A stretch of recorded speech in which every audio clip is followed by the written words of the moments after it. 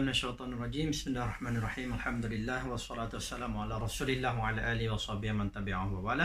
Alhamdulillah, puji dan syukur pada Allah Subhanahu wa taala yang memberi segala nikmat kepada kita dan juga yang sentiasa memberi kebaikan yang sebanyaknya dan menghindari segala keburukan daripada kita. InsyaAllah pada pertemuan kita kali ini kita akan kongsikan berkenaan dengan adab makan. Walaupun benda ni adalah satu benda yang biasa, tapi pada zaman keadaan kita sekarang ini, dalam keadaan kita ber-PKP, Alhamdulillah, kita dapat meluangkan masa bersama dengan keluarga kita. Kita dapat solat bersama, kita dapat makan bersama, kita dapat melakukan aktiviti-aktiviti lain secara bersama. Dan insyaAllah dalam pertemuan kita pada kali ini, kita akan bincang berkenaan dengan bagaimana adab-adab makan. Tentunya kita dalam keadaan kita ber-PKP ini, kita akan bersama dengan keluarga.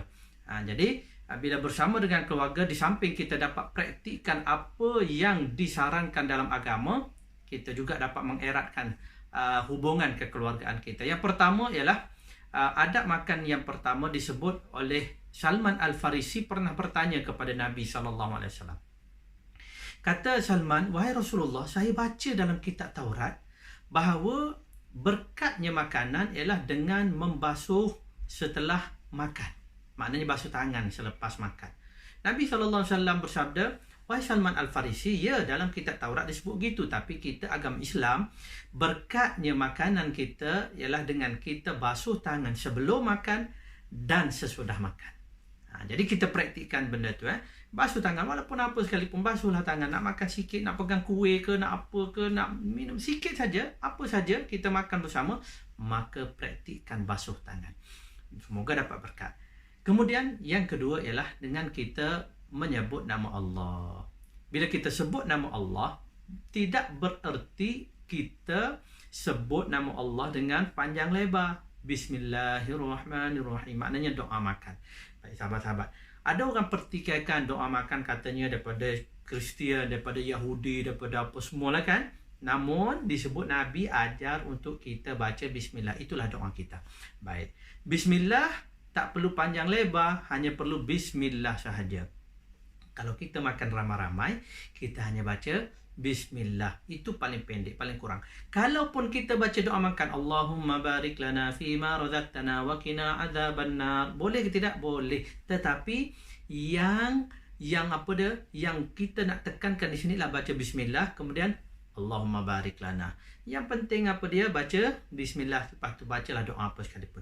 Kalau kita baca doa apa-apa sekalipun lepas tu, tapi tanpa baca Bismillah pun, seolah-olah kata ulama, ia tidak memberi manfaat kepada kita. Banyak hadis-hadis berkenaan dengan baca Bismillah. Sekiranya kalau kita duduk ramai-ramai macam tu, cukup seorang saja baca Bismillah.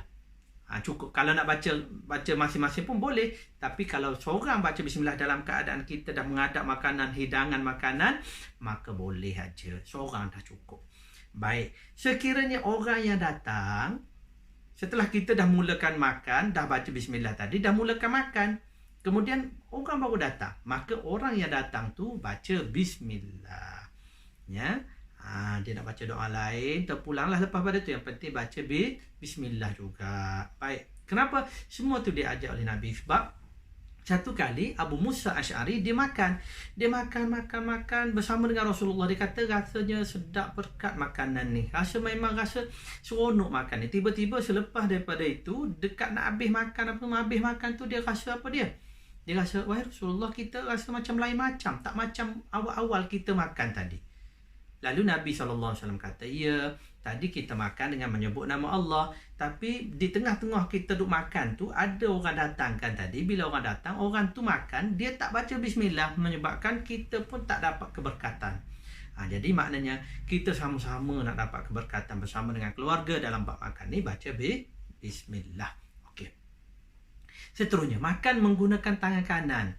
Kita didik anak-anak kita, kita didik kita sendiri, ahli keluarga kita, isteri kita, siapa saja, supaya baca Bismillah tadi dan makan dengan tangan kanan. Baik. Dalam masa sama, kalau kita gunakan sudu, gunakan garpu, gunakan pisau, macam mana? Sudu, garpu, pisau. Nah, pastikan yang suap ke dalam mulut kita tu adalah tangan kanan. Yang suap dalam mulut kita tangan kanan. Yang penting sekali. Baik. Kemudian kita nak potong ke nak apa terpulang, yang penting yang masuk dalam mulut kita tu tangan kanan. Yang seterusnya ialah yang keempat ialah apabila kita makan, selesai makan, maka sebelum kita basuh tangan disunatkan kita jilat tangan kita. Ni jilat jari jemari, bukan tangan tu, finger licking good. Kita jilat tangan kita yang mana? Kita jilat ibu jari, kita jilat jari telunjuk, dan kita jilat yang tengah ni. Kita jilat 3 jari ni, kata Nabi, kerana kita tak tahu mana keberkatannya, mana yang berkat. Begitu juga sisa makanan yang ada pada kita, depan kita. Nah, ini yang berapa tu? Yang keempat. Yang kelima, sisa makanan yang ada tu perlu kita habiskan. Tak kira sama ada sisa makanan tu kita, anak kita punya sisa makanan, orang rumah kita punya sisa makanan, kita habiskan. Jangan kita duk rasa dengan pantang larang yang kita duk dengar sebelum daripada ni. Oi, pantang kalau habiskan sisa anak, pantang habiskan sisa ni, pasal apa dia? Nanti anak tak dengar cakap, nanti kita akan Allah dengan anak.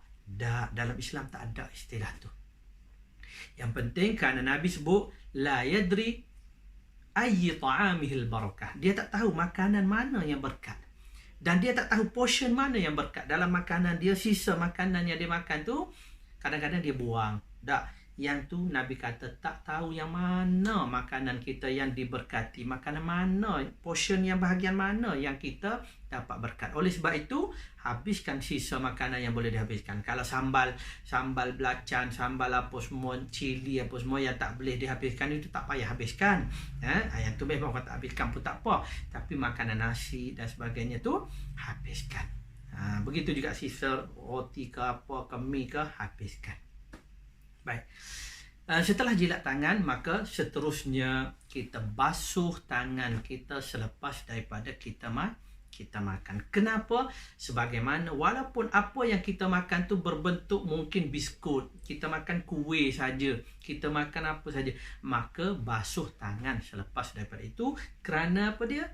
Tadi Salman Al-Farisi yang berdialog dengan Nabi SAW, yang Nabi kata apa dia? Berkatnya makanan apabila kita basuh sebelum dan selepas pada kita makan. Baik. Jadi itu saja sahabat-sahabat muslimin muslimat yang dirahmati Allah. Moga-moga dengan PKP ini memberi hikmah kepada kita sekali lagi untuk kita duduk bersama dengan ahli keluarga, melakukan aktiviti-aktiviti di samping kita sebar ratakan amalan-amalan yang ada dalam agama. Walaupun ia berbentuk fitrah, ia adalah makan, ia adalah minum yang merupakan satu fitrah semula jadi yang kita sebagai makhluk hidup. Namun di sana kita tahu apa sahaja yang boleh mendatangkan pahala kepada kita. Kita usaha untuk ambil peluang mengambil amalan tersebut, amalkan supaya kita mengumpul sebanyak-banyaknya mata wang kita untuk kita bawa ke syurga ataupun ke akhirat sana, iaitu mata wang pahala. Wallahu alam. Terima kasih sekali lagi di atas perhatian tuan-tuan semua. Moga-moga kita mendapat manfaat dalam pertemuan kita kali ini. Wallahu alam. Aqulu qouli hadza wa astaghfirullah wa lakum. Assalamualaikum warahmatullahi wabarakatuh.